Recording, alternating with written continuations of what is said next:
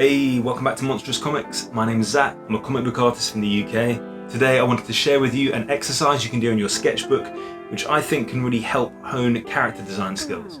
So without further ado, I'm going to get drawing.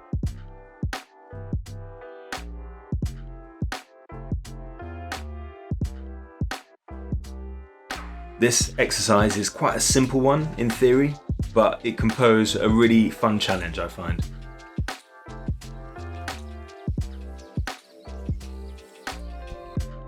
So to start it off, I'm just making up a random character in one corner of my page. So when you do this, create whatever you like, whatever you think will just be a fun drawing to make. You can start anywhere, it doesn't have to be in the corner, you could draw your character right in the middle.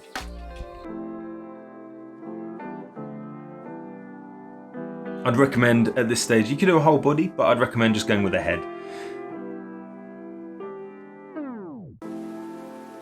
So this character can look however you like, but I'd recommend trying to put a few interesting angles around the outside of them. So the idea here is one that I call jigsaw drawing. The goal is to fill the page with character drawings that interlock with one another, just like pieces of a jigsaw. This is why I recommended having some interesting angles around the edge of your first character, because they will become the outline for the next one. So why would this be a helpful warm-up exercise if you wanted to design a character? I'll explain that soon, so keep watching. You can pretty easily give your characters weird hairstyles which interlock, and that's completely fine. However, you'll get by far the most interesting results if you really embrace the main idea here and have some of the facial features interlocking with those of the other characters. Do you know the term negative space? No, it's not something off Star Trek. It may be something off Star Trek as well, I haven't seen enough of it to know, but I'm talking about negative space as it relates to art. So, put simply, negative space is the empty area around your characters. Now, when that's viewed as a two-dimensional image, this empty space becomes a new shape all of its own. So with this exercise, we're using the negative space left by one character to form the silhouette of our next character. So I'll be getting into this idea much more in a future video, but when you're designing a character, a unique silhouette should be at the core of their design. So this goes for designing the whole figure, but here I'm just focusing on heads for now. Drawing characters utilizes a lot of three-dimensional thinking, some anatomy knowledge and some structure as well. But today we're not going to consider those very much. We're thinking purely in terms of shapes. So you can go as cartoony or as abstract as you'd like to with the characters that you draw here. Now the real fun of this exercise is that it tests you and should push you outside of your comfort zone. So look at the negative space that's left by a character and stop and think for a moment about how that could be the profile of another character. And don't let any knowledge of anatomy talk you out of it, because it will very easily do so. It doesn't matter if your character is weird or random looking, that's all part of the challenge. Like I just suggested, across a page like this, there will be many characters who are quite ugly or weird looking. That's completely fine. In fact, if they're all kind of stupid looking, that's totally okay as well.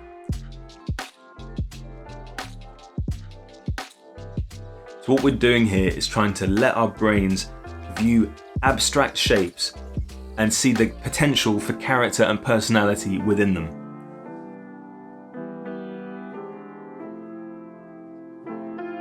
Doing this will help you to think in terms of abstract shapes afterwards when you're drawing characters. Getting comfortable working unusual angles and shapes into your characters should help to free your mind up and give you courage to come up with unique character designs later on.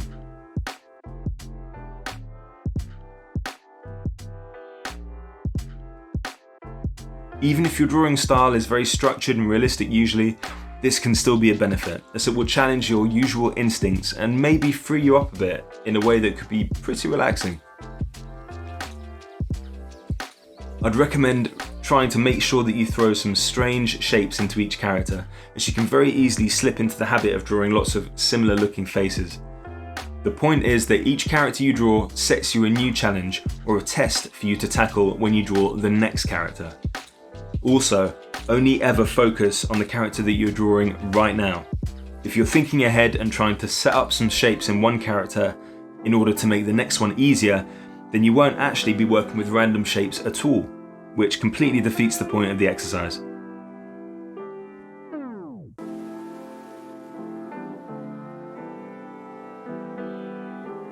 Once I finished drawing my page, I decided to pop on some random colours with a few markers.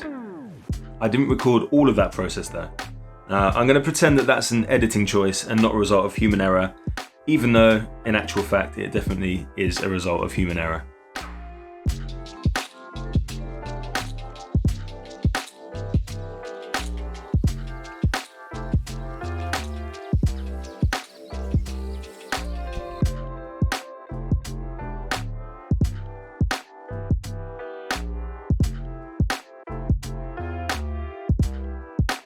Now, if you're trying this exercise at home, this is not a vital step, but I added colours for two reasons.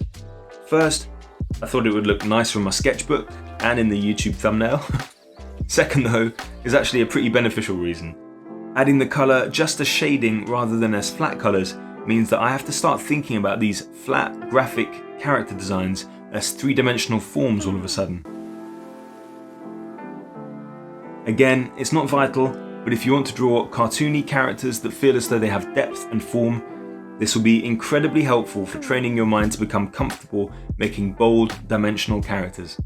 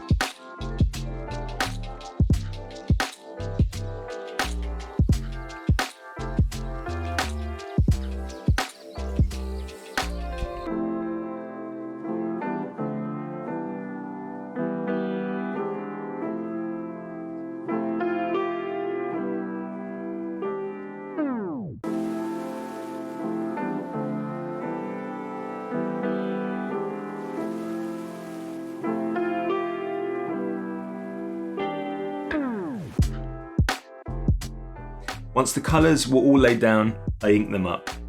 So I start with a thick line separating out each character, just tracing their outlines, which is a lot easier now that they're all coloured. I used a Sharpie for this, but use whatever you feel happiest with. I think it looks best if the outlines of each character are a bit thicker than the internal lines, as it really shows at a glance how each design interlocks together. I then go in and draw in all of the details with a selection of fine liners, making my way around each character and trying to keep the unique essence of each one intact as I go. Again, you don't have to do this step, the initial drawing is the main test here, but I think that finishing these drawings off like this can make you treat these very random designs a tad more seriously, which can help reinforce the things that you learned in the pencil stage.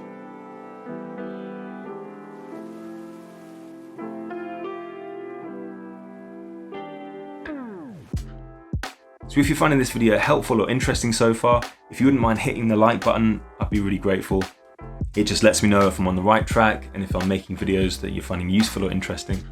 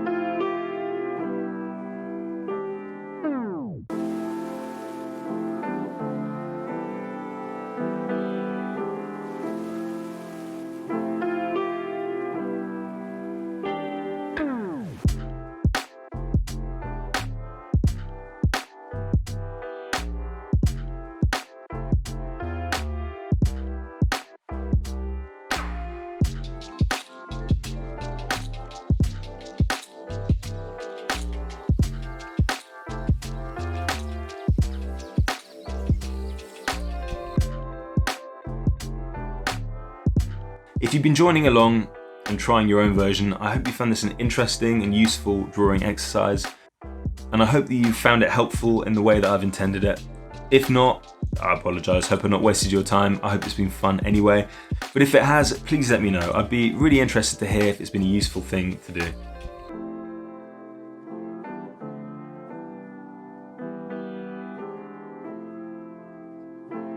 Hey, thank you so much for watching the video. I've really enjoyed doing this bit of jigsaw drawing. It's helped me come up with some really interesting and bizarre characters. Now, if you've tried this, feel free to tell me about your creations in the comments or share them with me on social media. I'm on Twitter and Instagram @MonstrousComics. Thinking about characters in terms of shape is really useful, and this is a great way to sort of break the creative dam when you get stuck trying to come up with cool ideas. So thank you again for joining me for that. I'll see you next week.